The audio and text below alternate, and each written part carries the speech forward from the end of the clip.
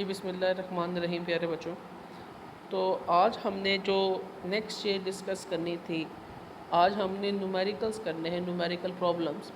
तो important numerical है इस चैप्टर के, आपने बड़े अच्छे तरीके से इसको समझना है। तो 10.1 न्यूमेरिकल अब हम करते हैं कि देखिएगा, the time period of a simple pendulum. हमारे पास एक सिंपल पेंडुलम है और उसका जो टाइम पीरियड है वो हमारे पास क्या, that will be equal to 2 second.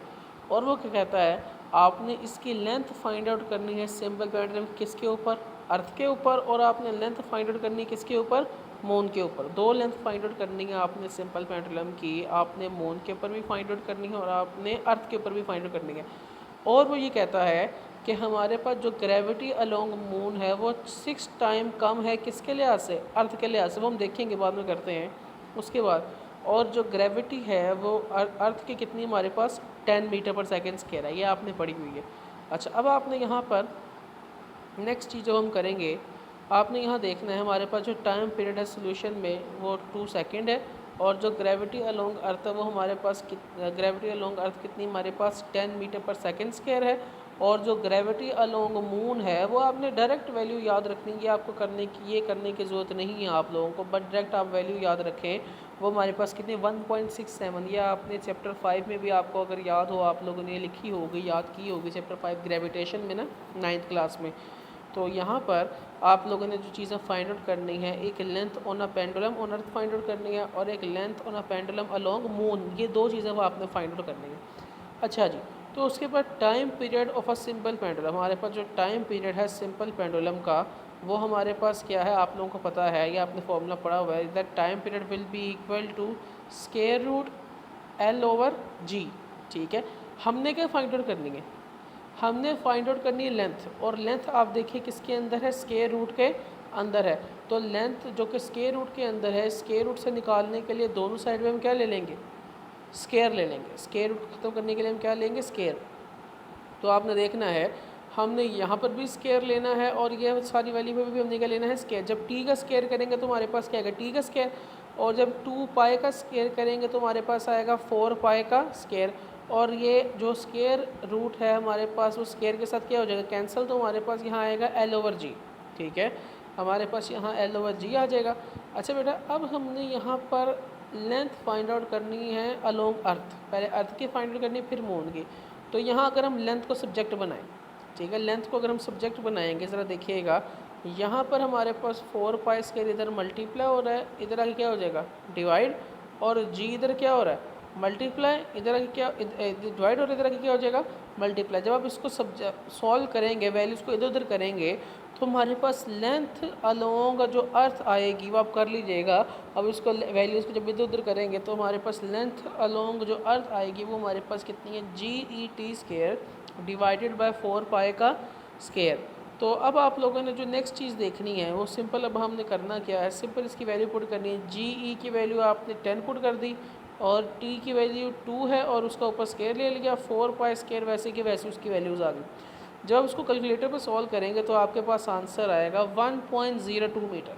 ठीक है, 1.02 मीटर इसका आंसर आएगा लेंथ अलोंग अर्थ का। ठीक है, अब यहाँ पर अगर आप मून की वैल्यू निकालना चाहते हैं, बस आपने इस फॉर्मूले को नज़र में रखना है। जहाँ पर हमारे पास अर्थ है, ई है, वहाँ पर हमने सिंपल क्या लगा देना है, एम लगा देना है। जहाँ पर ई है वहाँ हमने क्या लगा देना है, एम। तो यहाँ पर आप लोगों ने देखना है, सिंपल फार्मूला बहुत आसान है, बस GM की जगह आपने क्या लगा देना है 1.67, और टी स्क्वायर की जगह वही 2, और 4 पाई स्क्वायर वैसे का वैसे ही आ गया। इसको जब कैलकुलेटर पर सॉल्व करेंगे तो हमारे पास जो आंसर आएगा, that answer will be equal to 0.17 metre. ये बड़ा इंपॉर्टेंट न्यूमेरिकल है और आपने बड़े अच्छे तरीके से प्यारे बच्चों को करना है जी। 10.2 न्यूमेरिकल की तरफ आते हैं, वेरी इंपॉर्टेंट न्यूमेरिकल। देखिएगा, अब पेंडुलम ऑफ लेंथ 0.99 मीटर, हमारे पास एक पेंडुलम है जिसकी लेंथ कितनी है, 0.99 metre, is taken to the moon by astronaut. ठीक है, जो कि एस्ट्रोनॉट उसको मून तक लेके गया है। आगे, the period of a pendulum, हमारे पास जो टाइम पीरियड है पेंडुलम का वो कितना है, 4.9 सेकेंड। और वो कहता है कि आपने वैल्यू फाइंड आउट करनी है जी की, you have to find the value of ji on the surface of the moon. तो जी करते हैं, बहुत आसान हमारे पास ये न्यूमेरिकल है। तो देखिएगा हमारे पास जो लेंथ की वैल्यू है वो 0.99 है और जो टाइम पीरियड है वो कितना है 4.9। फॉर्मूला हम वही सेम यूज़ करेंगे, that time period will be equal to square root L over 2 pi square root L over g. अब हमें वैल्यू किसकी चाहिए, हमने किसकी वैल्यू फाइंड आउट करनी है, जी की। तो जी यहाँ देखिए हमारे पास किस में है, स्क्वायर रूट के अंदर मौजूद है। स्क्वायर रूट खत्म करने के लिए दोनों साइड पे हम क्या ले लेंगे, स्क्वायर ले लेंगे। जब दोनों साइड पे स्क्वायर लेंगे वही ऊपर वाली वैल्यू जो कि अपने पहले न्यूमेरिकल में सॉल्व किया था हमारे पास वैल्यू बन जाएगी। अब हमने करना क्या है, हमें किसकी वैल्यू चाहिए, जी की वैल्यू चाहिए। बस आपने यहाँ पे ये करना है, जी इधर शिफ्ट हो जाएगा और टी स्क्वायर हमारे पास नीचे शिफ्ट हो जाएगा। तो हमारे पास फिर ये वाली एक वैल्यू बनेगी, ठीक है। तो बस जी को उधर लेके गए और टी स्क्वायर को हम कहाँ ले आए हैं, नीचे। तो बस सबकी वैल्यू पुट करनी है।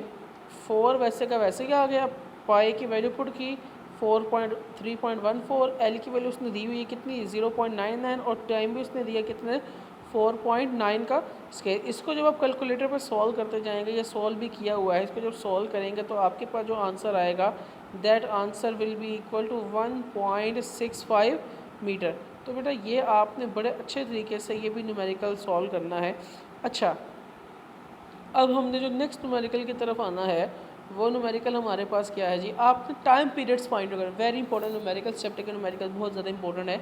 आपने टाइम पीरियड फाइंड आउट करना है पेंडुलम का, और उस पेंडुलम की जो आपके पास लेंथ है वो लेंथ कितनी है आपके पास 1 मीटर, और वो जो जी की वैल्यू होगी मून की वो कितनी कम होगी 1/6, बेसिकली 1.67 वैल्यू आप बस याद रख लें, बार बार आप उसको डिवाइड ना करिएगा। और जो जी की वैल्यू वो हमारे पास कितनी है 10 मीटर पर सेकेंड स्क्वायर। तो बेटा जी नेक्स्ट वैल्यू आपने देखनी है यहाँ पर। तो आप देखें हमारे पास सोल्यूशन की तरफ हम आते हैं। यहाँ पर आप लोगों ने देखना है जो लेंथ है वो कितनी है 1 मीटर, जो जी की वैल्यू कितनी है 10 मीटर पर सेकेंड स्क्वायर, और जी एम की वैल्यू 1.67। तो हमारे पास आपने टाइम पीरियड फाइंड करना है, टी फाइंड आउट करना है, ठीक है, time period on the earth and time period on the moon.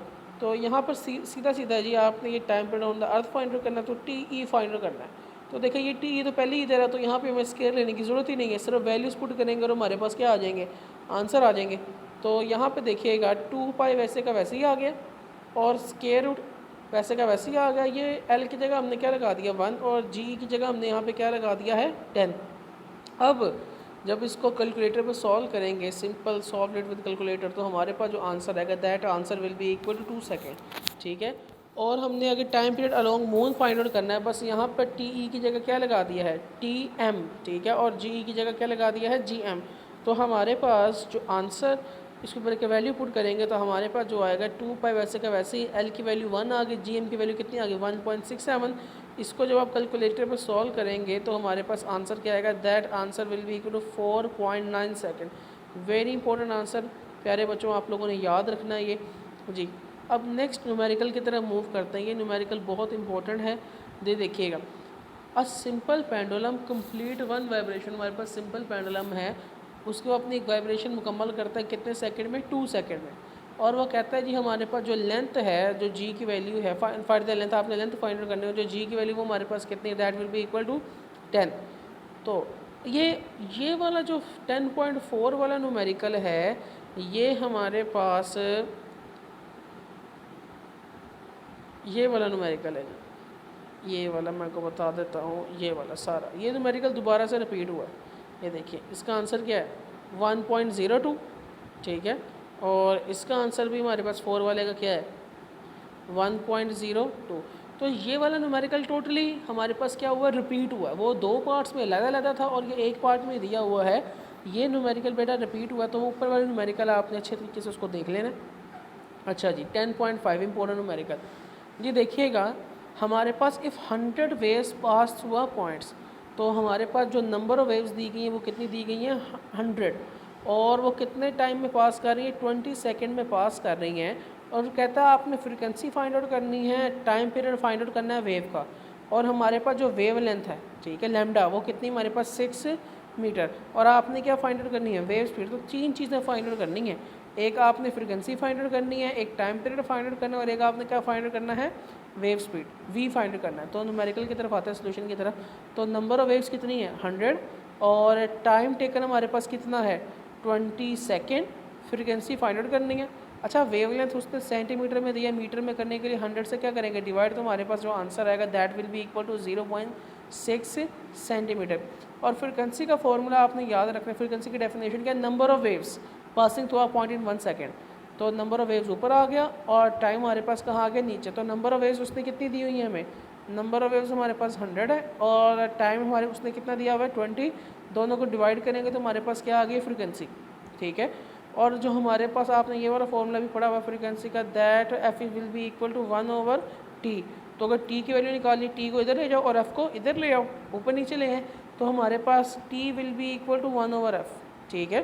तो अगर एफ़ की वैल्यू निकालनी है तो एफ़ हमारे पास कितना कितना आ गया, एफ़ की वैल्यू कितनी हमारे पास 5। तो इसको 1/5 करोगे कैलकुलेटर पे तो हमारे पास क्या आएगा 0.2। और उसके बाद हमारे पास यहाँ पे टी की वैल्यू आ जाएगी और वी किसकी इक्वल होता है, v is equal to f lambda. ये तीसरी है, v is equal to f lambda. F की वैल्यू कितनी निकाली है आप लोगों ने, एफ़ की वैल्यू आप लोगों ने 5 निकाली और लेमडा की वैल्यू कितनी है 0.6। दोनों को कैलकुलेटर में मल्टीप्लाई करेंगे तो आपके पास कितना आंसर आएगा 0.6। तो प्यारे बच्चों ये 5 न्यूमेरिकल आपने बड़े अच्छे तरीके से अपने रजिस्टर्स के ऊपर नोट कर लेने हैं। ठीक है जी, उम्मीद है कि आप लोगों को ये आर्टिकल समझ में आ गया होगा जी। ओके, अल्लाह हाफिज़।